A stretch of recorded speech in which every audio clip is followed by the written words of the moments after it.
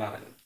आज के एपिसोड में हम एक ऐसे विषय को लेकर आए हुए हैं जो आज के युग का सबसे महत्वपूर्ण विषय होता है और वो है माँ लक्ष्मी।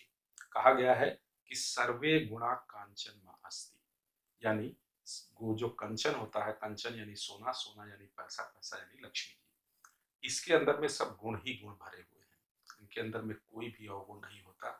इसीलिए कहा गया कि कंचन यदि कभी नाली में भी गिर जाए तो उसको निकालने के बाद वो कंचन ही रहता है। तो अभी आगामी कुछ ही दिनों के अंदर में दीपावली आने वाला भी है। दीपावली के समय में माँ लक्ष्मी को प्रसन्न करना थोड़ा सा आसान होता है बनिस्बत वर्ष के अन्य दिनों की अपेक्षा, क्योंकि इस समय माता बहुत प्रसन्न होती हैं और वो किसी भी व्यक्ति को जो भी इस संसार के अंदर में है उसके ऊपर अपनी सुदृष्टि और कुदृष्टि दोनों ही डाल सकती हैं। तो उनको प्रसन्न करने के लिए एक 5 दिवसीय अनुष्ठान है। यदि ये व्यक्ति चाहे तो वो अपने घर पे करे और ये निश्चित ही है और ये स्वयं अनुभूत भी है और अभी तक ये जहाँ भी जिन लोगों ने भी किया है उनको इसके लाभ मिले अवश्य हैं। ये धनतेरस के दिन से प्रारंभ करके और भैया दूज तक ये कार्यक्रम करना चाहिए, जिसके अंदर में कि धनतेरस, चतुर्दशी, दीपावली और प्रतिपदा और फिर उसके बाद द्वितीया, ये 5 दिनों का काम होता है। और अगर ये व्यक्ति कर ले तो निश्चय ही पूरे वर्ष पर्यंत उसके पास माँ लक्ष्मी का आशीर्वाद बना रहता है और उनकी किसी भी प्रकार से कमी नहीं आती है। इसे दो प्रकार से किया जा सकता है, दो वस्तुओं का इसमें चयन करना होता है। इस प्रोग्राम को करने के लिए, इस अनुष्ठान को करने के लिए सबसे पहला बात यह है कि आपको मनसा, वाचा और कर्मणा थोड़ा सात्विकता के भाव रखने होंगे। इसके अंदर में जो भी तामसिक चीजें हैं, तामसिक वस्तुएं हैं, इनके प्रयोग बिल्कुल पूरी तरह से निषेध है, क्योंकि यदि ये आप करते हैं तो फिर आप सारे उपाय भले ही कर लें, आपको इसके बढ़िया परिणाम नहीं प्राप्त हो सकते। और किसी भी कार्य को करने के लिए सबसे ज्यादा आवश्यक होता है मनोमय और विश्वास।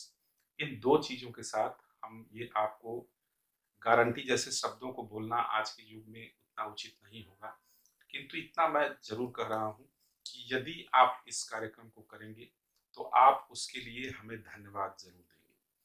और इसके लिए जो सामग्री चाहिए उसके लिए आपको नहा धो करके और स्नान वगैरह करके पूरी तरह से शुद्ध मन से और शुद्ध वस्त्र के साथ, अगर हो सके तो कोई पीला वस्त्र या लाल वस्त्र, इनका आप चयन कर सकते हैं। एक पीला या लाल वस्त्र इतना बड़ा लगभग और भी लें। माँ लक्ष्मी में भी 8 प्रकार की लक्ष्मी होती हैं और उसमें जो ऐश्वर्य लक्ष्मी होती हैं उनको सर्वाधिक शुभ माना गया है। और आप कोई भी ऐश्वर्य लक्ष्मी का एक तस्वीर ले लें, उसे अपने सामने रखना है और एक टेबल ले लें, टेबल के ऊपर एक लाल रंग का कपड़ा लेकर के उसको रक्षा सूत्र से चारों तरफ से बांध दें, नया वस्त्र। और एक इसके लिए आपको दक्षिणावर्ती शंख की आवश्यकता हो सकती है, और या यदि आप दक्षिणावर्ती शंख नहीं लेना चाहते हैं तो उस अवस्था के अंदर में आप चांदी का सिक्का भी ले सकते हैं। लेकिन इसके लिए कोशिश यही करें कि जो आजकल के युग में लक्ष्मी जी गणेश जी वाला सिक्का मिलता है उसका प्रयोग ना करके यदि विक्टोरिया वाला, उसमें भी जो रानी वाला सिक्का है, उसका प्रयोग करें तो वो ज़्यादा अच्छा होता है। उसके पीछे कारण ये है कि उसके अंदर में शुद्ध चांदी पूरी तरह से प्राप्त होता है और बाकी के चांदी वाले सिक्कों के अंदर में मिलावट बहुत होती है। उसमें भी बहुत नकली मिलता है, इसलिए आप किसी भी विश्वसनीय जगह से ही उसको लें। साथ ही जो दक्षिणावर्ती शंख होता है, इसके अंदर में भी बहुत नकली शंख मिलते हैं। तो आप देखें कि किसी विश्वसनीय जगह से लें और दक्षिणावर्ती शंख आप कम से कम इतना बड़ा यानी 2.5 इंच की लंबाई का लें, इससे ज़्यादा छोटा वाला ना लें। और इससे ऊपर बड़ा भी ले सकते हैं, लेकिन ज़्यादा बड़ा में जाएंगे तो वो काफ़ी महंगा मिलता है।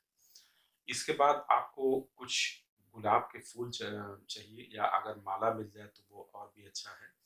थोड़ा केसर, रोरी, इन दोनों चीज़ों का जल मिला करके, और या अष्टगंध का चंदन अगर मिल जाए तो आप उसे ले लें।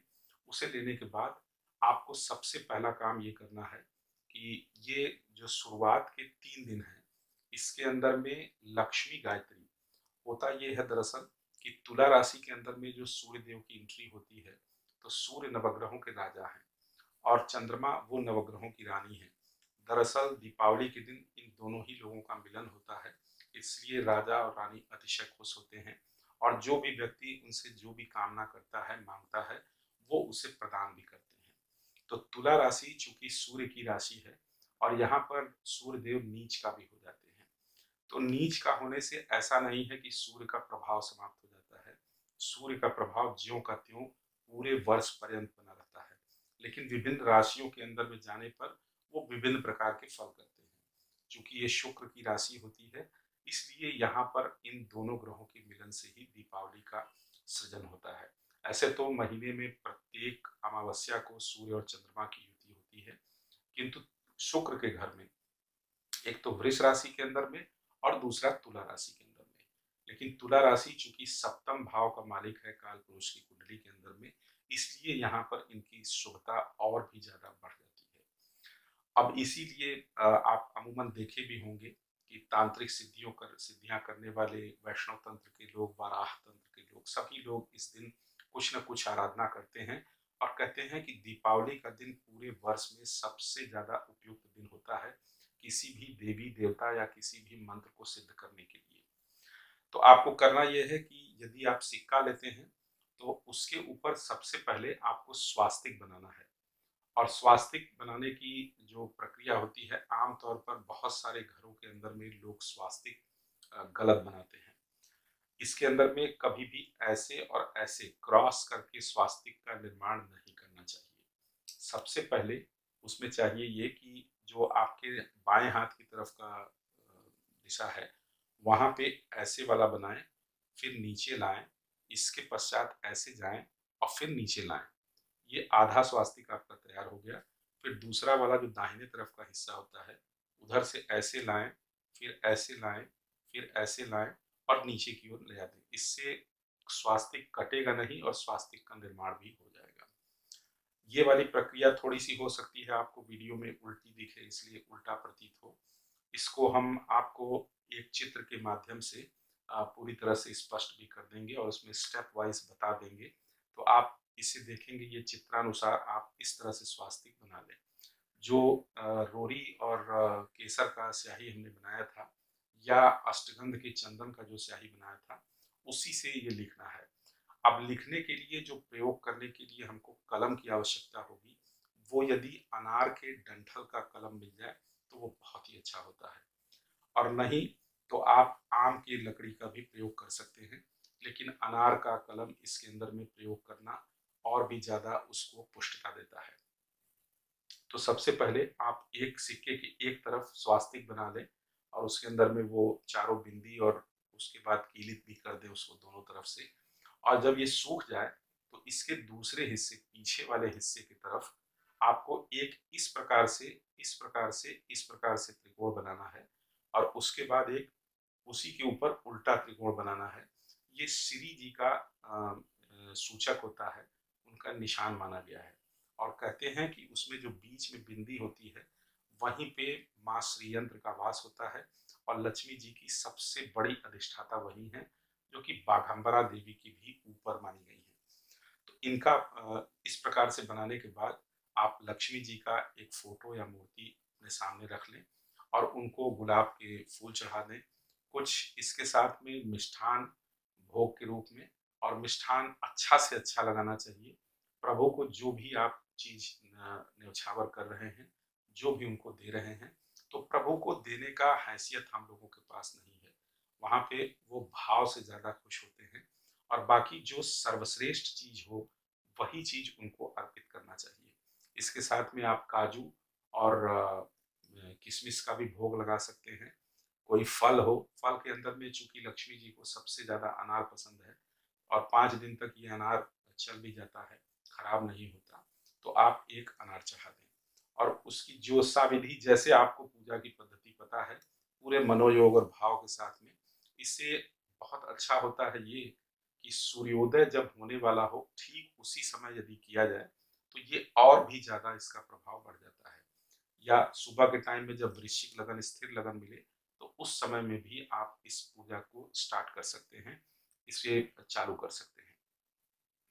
इसको करने के लिए सबसे पहले आपको ये जरूर ध्यान में रखना होगा। स्वास्तिक बनाया था वो सूख जाए, इसके बाद ही उसको पलटी करें, और पलटी करने के बाद श्री यंत्र का जो निशान है उसको आप उसके ऊपर अंकित कर दें। और जो सिक्का आप रखेंगे उसको एक लाल रंग के छोटे टुकड़े में, लगभग इतना बड़ा टुकड़ा लें, उसके ऊपर रखें। उनको भी वस्त्र चढ़ाएं और उनको गंगा जल से, शहद से, दही से स्नान करा लें, और इसके बाद तब स्वास्तिक बनाएं उसके ऊपर, और पीछे श्री जी का जो सूचक होता है उसको बनाएं। ये जब कार्य हो जाए, इसके पश्चात में आपको जो मंत्र है वो बोलने के पहले गणपति जी का जरूर थोड़ा सा ध्यान आराधना कर लेना है। और जो मंत्र है जो हम आपको बताने जा रहे हैं, इस मंत्र को आप लिख लें। शुरुआती दौर में जब आपको मंत्र नहीं याद होगा तो उस समय के अंदर में आप इसको आंख खोल करके और लिख करके पढ़ करके भी बोल सकते हैं। कुछ ही दिनों में आपको, जब आप इसके अंदर में पूरी फ्रीक्वेंसी करेंगे, तो आपको वो मंत्र याद हो जाएंगे। इसके अंदर में शुरुआत में कम से कम 9 माला, पहले दिन इसको 9 माला से स्टार्ट करना पड़ता है। और इसके लिए जो माला का प्रयोग होता है वो यदि स्फटिक का माला लें तो वो बहुत ही अच्छा काम करता है, नहीं तो आप इसे रुद्राक्ष की माला के ऊपर भी कर सकते हैं। और तुलसी के माला के ऊपर इसे बिल्कुल नहीं करना चाहिए, नहीं तो लक्ष्मी जी इससे रुष्ट भी हो जाती हैं। तुलसी जी के माला के ऊपर कोई भी लक्ष्मी जी का मंत्र, पूजन, अनुष्ठान, ध्यान, मंत्र नहीं करने चाहिए। जब ये कार्य हो जाए, इसके बाद फिर पूरे मनोयोग से, और आप कोशिश करें कि जहाँ पर भी आप ये कार्य करने जा रहे हैं वहाँ पर थोड़ा सा शांति का भी वातावरण हो, ताकि आपका मनोयोग पूरी तरह से लग सके। और जो मंत्र है, इसे 9 माला आपको पहले धनतेरस के दिन, उसके बाद अगले दिन चतुर्दशी के दिन, और जिस दिन दीपावली होगा उस दिन सुबह के टाइम में ये वाला मंत्र, और एक दूसरा मंत्र और होगा जिसे कि दीपावली से लेकर के और भैया दूज तक करना चाहिए। तो जिस दिन दीपावली होगा उस दिन ये दोनों ही मंत्र कॉमन रहेंगे, यानी उस दिन आपको मेहनत थोड़ा ज़्यादा करनी पड़ेगी। इसे कम से कम 9 माला से करना चाहिए, अधिक से अधिक जितनी आपकी क्षमता हो उतना आप करें, तो वो आपके लिए उसी प्रकार से वृद्धि कारक होगा। जो मंत्र है, जो लक्ष्मी गायत्री का मंत्र है, ओम नमो भाग्य लक्ष्मी च विद्महे अष्ट लक्ष्मी च धीमहि तन्नो लक्ष्मी प्रचोदयात। इस मंत्र को आप 9 माला तक करें। शुरुआत में जो हमारा वीडियो है, आप किस प्रकार से जप करना चाहिए, ज़्यादा अच्छा जप किस प्रकार से होता है, तो उसका आपको यहाँ पर ये है सूचना, आपको वहाँ से मिल सकती है। आप उस वीडियो पे जा करके और देख लें कि किस प्रकार से मंत्रों का जप करना ज़्यादा श्रेयस्कर या हितकर होता है। 3 दिनों तक आपको सुबह के टाइम में, और इसमें एक चीज़ का भी ज़रूर ध्यान रखना चाहिए कि आपको ये पाँचों दिन की पूरी प्रक्रिया एक ही समय में करनी है। एक ही समय का अर्थ ये है कि जैसे मान लीजिए यदि आप भोर में 5:30 बजे से करते हैं, तो प्रतिदिन कोशिश करें कि 5:30 बजे से ही हमारी पूजा शुरू हो, या अगर 7:30 बजे से करते हैं तो भी ये इस चीज़ का ध्यान रखें। और सूर्यास्त के बाद जब 2 घटी 3 घटी बीत जाए, उसके बाद फिर इस मंत्र को करने का कोई भी ज़्यादा प्रभाव नहीं मिल पाएगा। इसलिए थोड़ा सा मेहनत करनी होगी, और शुरुआती दौर में आपको पाँचों दिन तक लगातार सुबह के टाइम में थोड़ा जल्दी उठना होगा, और स्नान ध्यान भी करना ही है। तो जब 3 दिन तक आपके ये जो मंत्र हमने बताया था अभी लक्ष्मी गायत्री का, इसे जब आप पूर्ण कर लेते हैं, इसके पश्चात जो जिस दिन दीपावली रहेगी उस दिन हमको एक मंत्र इसके अंदर में और भी जोड़ना है, और वो पूरा हमारा फिर भैया दूज तक हमको करना है।